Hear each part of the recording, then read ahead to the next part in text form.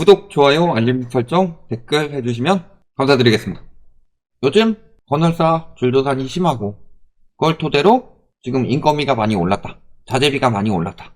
그래서 분양가가 떨어질 수 없는 상황이고, 그러니까 집값도 조금만 떨어지다 말 것이다. 그리고 건설사들이 지금 돈을 매우 못 벌고 있다. 이런 기사들이 도배를 하고 있는데요. 저희가 늘 말씀드리지만 무슨 이야기를 하느냐. 원가 까고 이야기를 하자 라는 거죠.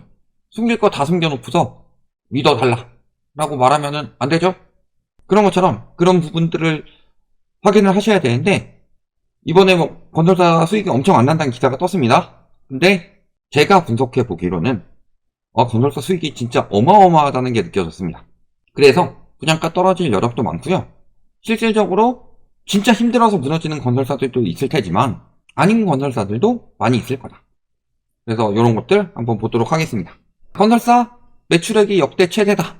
지금 보시면은 뭐 현대건설, 삼성물산, GS건설, 대우건설, 삼성엔지니어링 뭐 이런 것들, 심지어 현산, GS 이런 것들까지도 매출이 늘어났습니다. 근데 어디가 국내고 어디가 해외인지는 이야기를 해주진 않아요. 요거 그냥 각사 발표니까. 그러면서 드라마틱한 매출 성장을 읽었다. 작년에 막 재작년보다 분양 잘 되도록 여러 가지 규제도 풀어주고 그랬었죠. 그런 거였는데 외형을 키우는데 성공했지만 성장 탄력은 상위 경쟁사들만 못했고, 실질적으로 매출은 늘었지만 수익이 떨어졌다. 이런 이야기를 합니다. 그래서 보니까 삼성물산 매출도 늘었고 영업이익도 늘었어요. 이익도 늘었는데 이익률이 떨어진 거고, 삼성엔지니어링 여기는 뭐 이익률, 이익 둘 다 늘었고요. 현대건설 이익은 늘었는데 이익률이 떨어졌죠. 그 다음에 둘 다 떨어진 데가 이제 대우건설, DL, ENC, 그 다음에 현산 이런 데는 늘었죠. 그 다음 GS는 아예 때려 부수고 다시 지어야 되니까 손실이 날 수밖에 없던 상황인 거고, 그래서 여기는 적자로 돌아섰고요. 그 다음에 이익률이 오른 곳은 현산하고 삼성엔지니어링 여기 두 개뿐이고, 근데 영업이익률을 보니까 합산으로 3.7%밖에 안 나온다. 자, 그래서 1억원짜리 공사에서 370만원밖에 남기지 못했다는 의미다. 그러니까 수익률이 예금 금리만도 못한다. 적금 말할 것도 없고, 그럴 바엔 누가 건설을 하냐. 예금하고 적금하지. 그러면은 저 말이 맞느냐. 우리가 잘 생각해보세요. 1억원짜리 공사에서 370만원 남겼으면은 진짜 3.7% 번 게 맞냐. 이게 왜 잘못된 계산이냐면요, 우리가 수익형 부동산 이런 것들 수익률 계산하는 것들 많이 해드렸었죠. 그런 걸 보면은 수익형 부동산 수익률 계산할 때 어떻게 하느냐, 계산 자체를 아예 잘못하고 있는 거예요. 왜냐면은 1억원짜리 공사에서 내 돈 1억을 쓰느냐, 요걸 생각을 해봐야 되겠죠. 요 이익은요 다 끝나고 결산한 뒤에 나오는 거고, 1억원짜리 공사를 할 때는 내 돈 1억을 쓰지 않는다. 얼마나 써요? 사업 구조상 5에서 10% 정도. 물론 저축은행 같은 경우는 자기 자본 20%를 이야기를 합니다. 왜냐면은 2011년에 저축은행 사태 한번 쳐맞았으니까 20% 해가지고 자기 자본 20% 정도는 되는 곳에 빌려줬기 때문에 수익성은 조금 떨어지더라도 안정성을 어느 정도 갖췄지만, 다른 곳들은 엄청나게 자기 자본을 줄이고 대부분 한 5% 정도만 자기 돈으로 하고 나머지는 대출 일으켜서 PF나 그 다음에 분양하게 되면은 계약금, 뭐 중도금 이런 것들로 시작을 하는 거잖아요. 그러면은 수익률 계산법대로 하면 어떻게 돼요? 우리 10억짜리 상가 사는데 임대료 1억에 300짜리를 받는 거예요. 그리고 대출을 7억, 이자 3%로 받았어요. 그러면 실질적으로 버는 돈은 2,100만원이니까 3,600만원에서 결산하고 나면 1,500만원 남죠. 그러니까 1,500만원인데 버는 돈은. 근데 수익률 계산할 때 여기다가 10억 밑으로 나요? 그래서 수익률 1.5%다. 이런 식으로 계산한 경우 없죠? 근데 기사에선 그런 식으로 계산했고서 은행만도 못하다 수익률이. 근데 원래 수익률 계산할 때 어떻게 해요? 자기 자본 2억밖에 안 썼잖아요. 10억 상가에서 1억 보증금, 7억 대출이니까. 그리고 이자는 아까 말한 대로 2,100만원이니까 자기 자본 2억으로 계산하죠. 그러니까 수익률은 7.5%까지 올라간다. 그러니까 아까 계산도 굉장히 잘못된 거예요. 3.7% 보니까 건설사들이 남는 게 없다. 결산하고 나니까 1억짜리 집을 짓는데 370만원 남았다. 근데 1억을 자기 돈 주고 짓지 않는 거. 그 다음에 이자 비용이나 이런 부분들은 다 결산해서 마지막에 이익으로 나온다는 거. 이렇게 계산해보면 어때요? 건설비 1억에 수익 370 나오니까 수익률 3.7%가 아니라, 자, 자기 자본 20%라고 해봅시다. 저축은행 같은 데는 자기 자본 20% 고수를 하죠. 그러면은 건설비는 실질적으로 2천만 원만 들어간다. 결산한 수익이 370만 원이고. 그럼 수익률 얼마예요? 18.5%가 나옵니다. 어마어마하죠. 근데 이것도 20% 자기 자본일 때고 10%라면 어때요? 수익률 37%입니다. 자기 자본 5%라면 수익률 54%예요. 건설사들이 망해가는 소리가 들리나요? 아니죠. 어마어마하게 벌고 있다. 그럼에도 불구하고 분양가는 절대 못 낮추겠다는 입장인데, 실질적으로 그래서 저런 식으로 사람들을 속이고 있는 거예요. 계산을 잘못 내고 있기 때문에. 그런데 막상 자기 자본 5%로 시작해서 나머지 대출을 빼고 해가지고 결국에 남는 수익이 370이라면 그 중에 건설비가 500밖에 안 들어가기 때문에 수익률이 50%가 넘는다는 소리예요. 그러면은 예를 들어 건설사들이 수익이 안 난다. 인건비가 올라가고 그 다음에 자재비가 올라가서 집값이 비싸질 수밖에 없다. 말 같지도 않은 소리. 수익률 좀만 낮춰도 충분히 가능하다는 소리죠. 그러니까 저희가 자꾸 원가 공개하라고 하는 거예요. 만약 계산이 잘못됐다. 너네 계산 그따위로 하는 거 아니야. 너네가 잘못했어. 음모론 하지 마.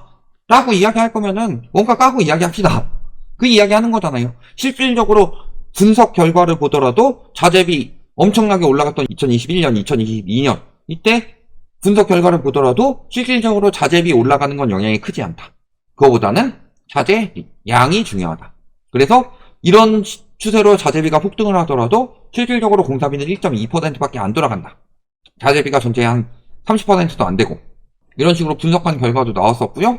또 정확하게 증빙된 건 아니지만 많은 분들이 와가지고 그런 이야기도 하십니다. 성당 350이면 공사비 뒤집어 쓴다.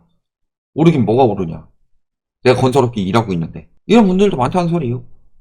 그런 와중에도 수익률 저렇게 남기고 있는데 분양가가 절대 안 떨어지고 집값은 절대 안 떨어진다? 요거부터 부정하고 말씀하셔라. 저희 예전에 절대 분양 받지 마라. 이 영상에서도 무슨 이야기 했어요? 아니 시멘트 값 많이 올랐다. 철근 값 많이 올랐다. 그거 많이 올라왔자 건설비 올라간 게 34평짜리 집 하나 짓는데 철근 시멘트 올린 가격 다 더하더라도 평당이 아니고 9평 기준으로 2천만 원도 안 늘어나요. 그런데도 불구하고 계속 올라가야 된다. 이 말에 속아가지고 그래도 결국엔 집값이 저것 때문에 분양가 때문에 절대 더 안 떨어지겠구나. 이런 식으로 자꾸 이야기를 해요. 말 같지가 않은 소리지. 집값의 핵심은요. 지금 분양가의 핵심은 땅값이고 땅값은 PF 무너지면 무너질 수밖에 없는 거고 어마어마하게 수익을 남기고 있는 거다. 건설사들이 그런 언론들의 말에 힘입어서. 그런 거고요. 그럼에도 불구하고 무너지는 건설사들 계속 이야기가 나오고 있죠. 물론 건설사 무너지는 속도가 어느 정도 수준이다?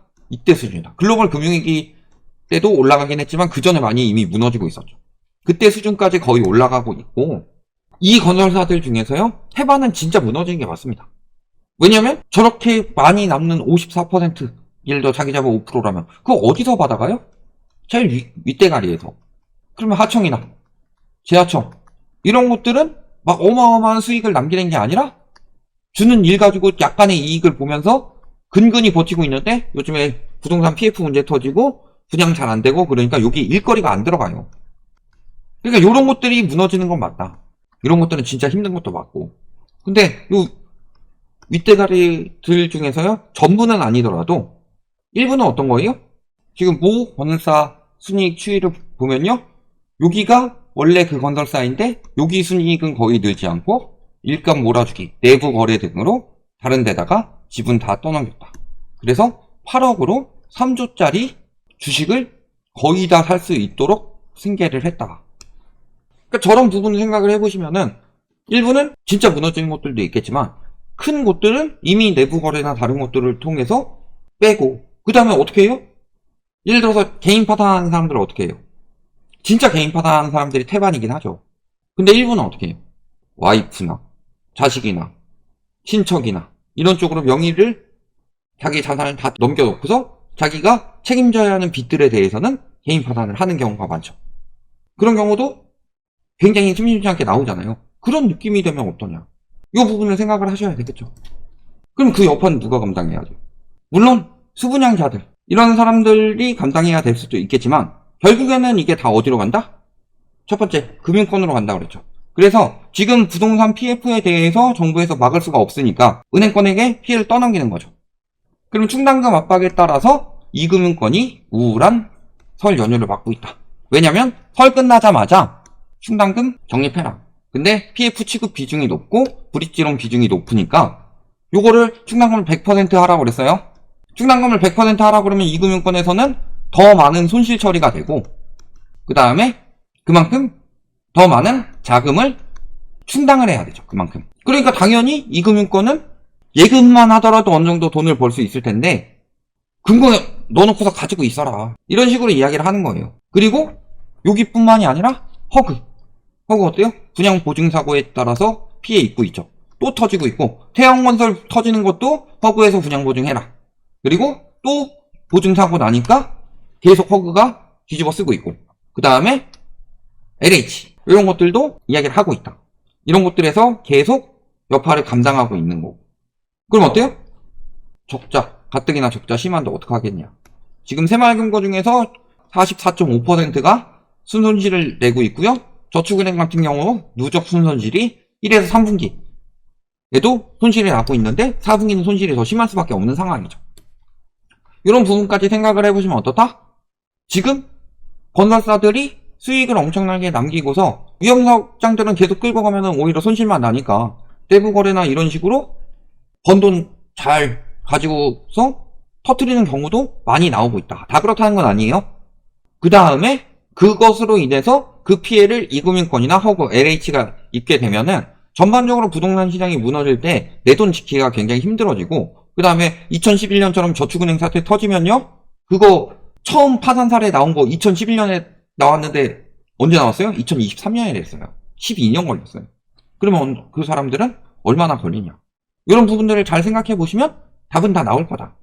지금 건설사들이 굉장히 많은 유동성을 가지고 빠지면 부동산 시장에 남아있는 유동성이 더욱더 줄어들 수밖에 없는 거고 그렇다면 시장은 어떻게 되겠냐. 이런 것들 보실 수 있을 거다. 이렇게 보시면 되겠습니다.